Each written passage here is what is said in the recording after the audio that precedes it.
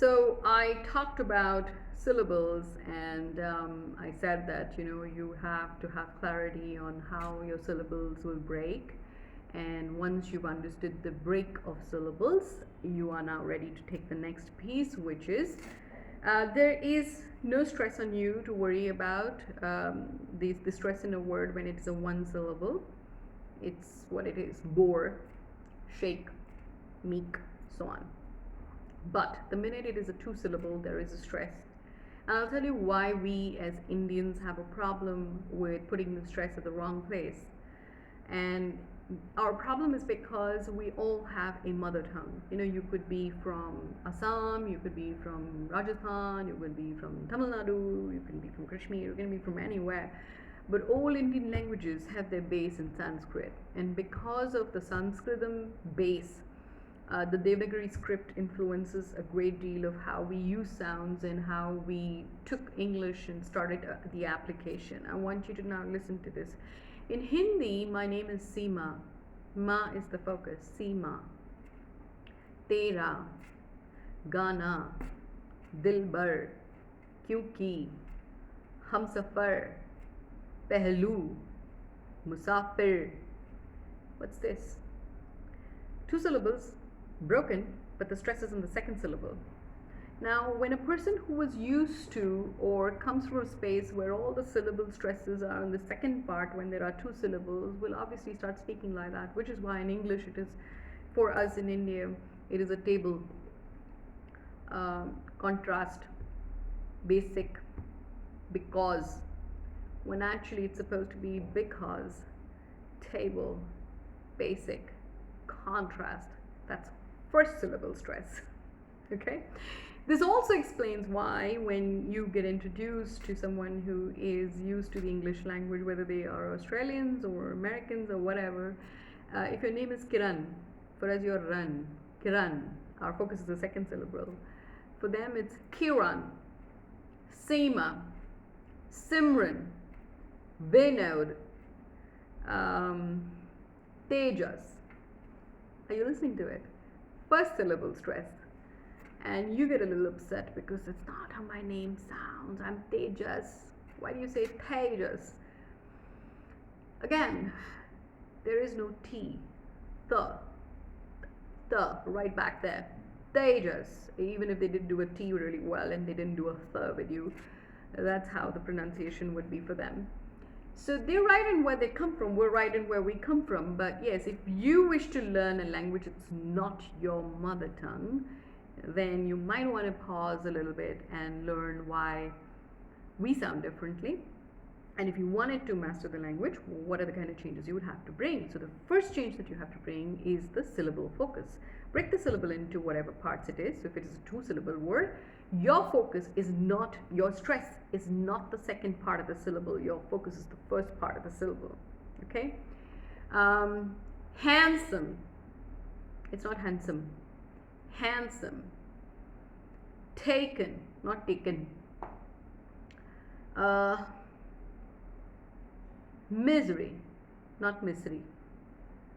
And in some words, you will see that the placement of the stress on the second part of the syllable kind of really changes the way the word sounds. And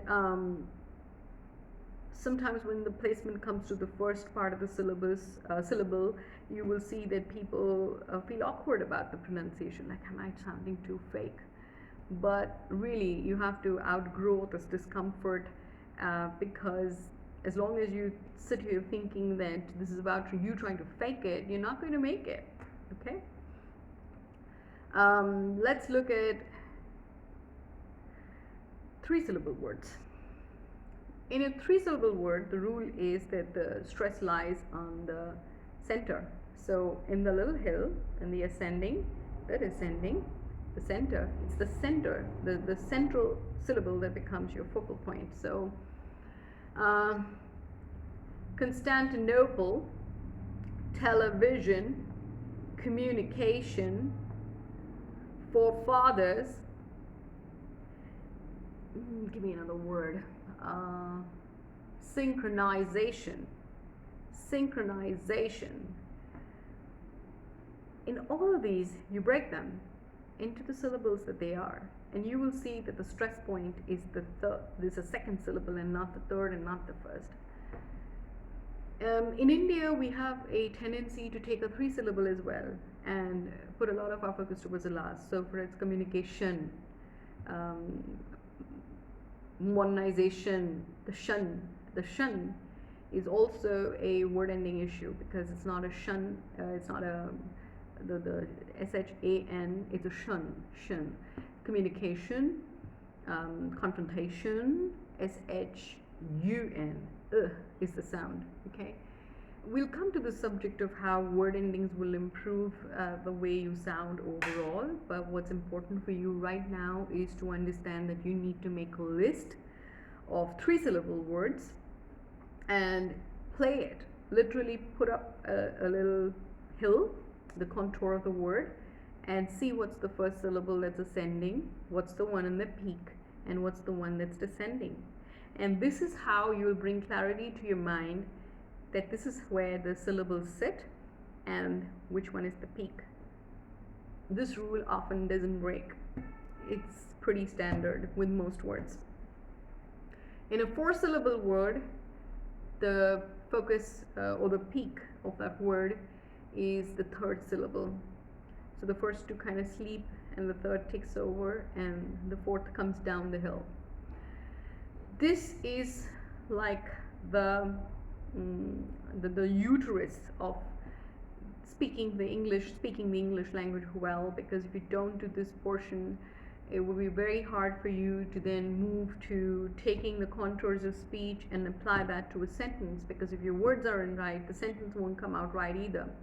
I want you to therefore spend some time with just dictionaries or just newspaper and just pick random words from there and practice. Like, I don't know, I have a box here and it says Khadi, Ayurvedic, black, natural, ammonia, free. Okay, this is my daughter's I think hair dye, but it doesn't matter. I'm just looking for words, and words can come from anywhere. Company, not company. The minute you do company, that's three syllable and it's already wrong. Company. Manufactured.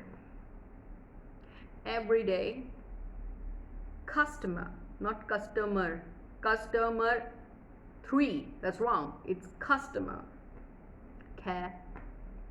Date. Batch. Certified. Herbal. India. Very good word.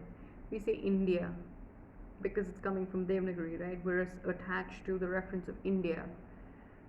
But if you soften the da and make it a da, India, it's still not dia stress. It's going to be India stress. So it's India, not India.